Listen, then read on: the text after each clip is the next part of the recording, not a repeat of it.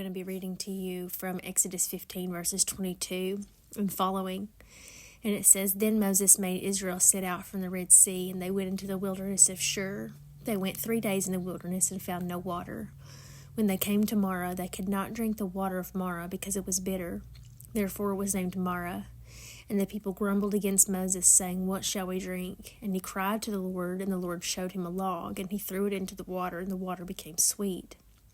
There the Lord made for them a statute and a rule, and there he tested them, saying, If you will diligently listen to the voice of the Lord your God, and do what is right in his eyes, and give ear to his commandments, and keep his statutes, I will put none of the diseases on you that I put on the Egyptians, for I am the Lord your healer. Then they came to Elim, where there were 12 springs of water and 70 palm trees, and they encamped there by the water. God will sometimes bring us to a place where it's an absolute inconvenience to not have something available.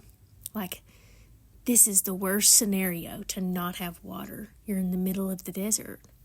Sometimes we're led to the very place and missing the very thing we think that we need. Of course, God would have the water to be bitter. It was the one thing that they couldn't live without. You can't live without water in the desert. He wanted them to see that they needed him more than they needed the water. He was, after all, like it says, their healer. Sometimes God makes the water bitter so that he can make it sweet.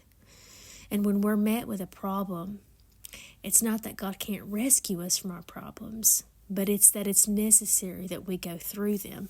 There is something that God is wanting to teach us, and there is a further degree of trust in him that he wants to yield in us. So sometimes we can be brought to a place where we feel like our prayer has been answered. This is it. This is where God wants me to be. And then you find that you're missing perhaps the very thing that you think that you need, such as money, such as support, or whatever it may be, fill in the blank. And you get to this place and it's not there. Or, just like with the Israelites, the very thing that they needed was corrupted and unusable.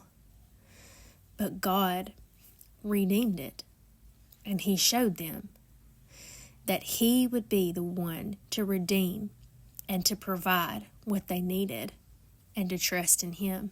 At the end of the verses, we see that they were led to a place that had 70 palm trees and 12 springs of water.